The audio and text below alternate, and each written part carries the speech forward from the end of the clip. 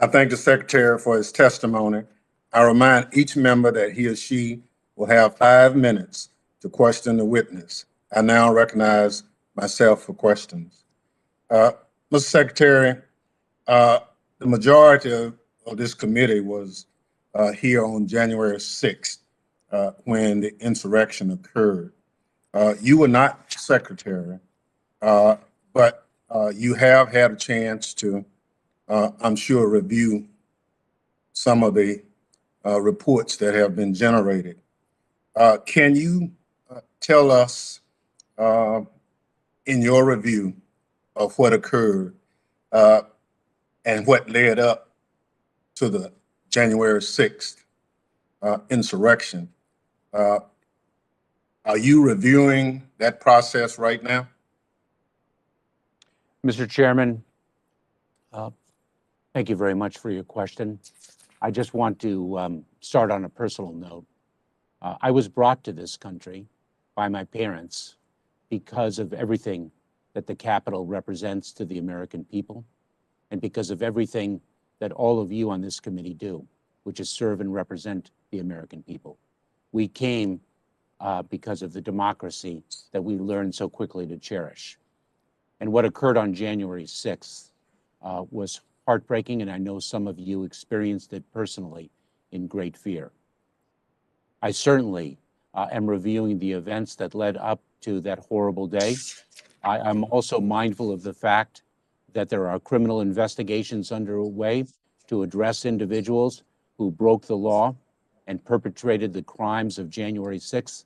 And so I conduct my review and I receive my briefings mindful of the sensitivities of pending criminal investigations and prosecutions. It is very much a focus of the Department of Homeland Security, of mine personally.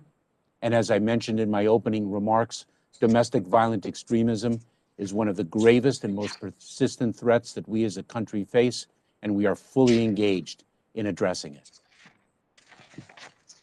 Thank you very much.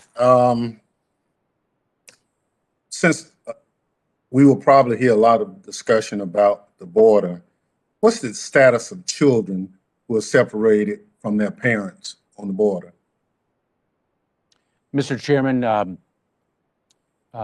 the children who were separated from their parents under the Trump administration are the subject of an intense effort and an all-of-government effort directed by President Biden to find the parents and reunite the families and restore our nation to its core principles and values.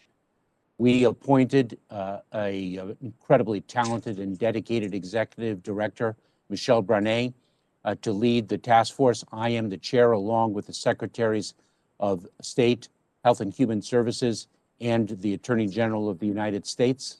This is a full-time effort by talented and dedicated individuals, not only in the Department of Homeland Security, but in the other departments that I mentioned. We look forward to working with this committee, with other members of Congress, and harnessing the talent and resources of the private sector and community-based organizations in this effort. We have an obligation to find the parents and to reunite those families. Thank you very much. Earlier this month, while visiting a FEMA vaccination center in Philadelphia, you expressed the view that a person's socioeconomic status, race, ethnicity, access to transportation, or immigration status should not impact their ability to receive a vaccine. I could not agree with you anymore. Can you share with the committee how you are making that a reality? Mr. Chairman, the issue of equity is a core foundation of the all-of-government effort to address and tackle the challenge of the COVID-19 pandemic. FEMA uses a social vulnerability index that addresses the vulnerabilities that you identify in ensuring that the placement of the community vaccination centers address the issue of equity and equality of access to the vaccines. I will share with you that I participate, along with other cabinet members, in a weekly meeting led by Jeffrey Zients, who leads the all-of-government effort on behalf of President Biden. And the issue of equity and the emphasis on equity begins our discussions every week.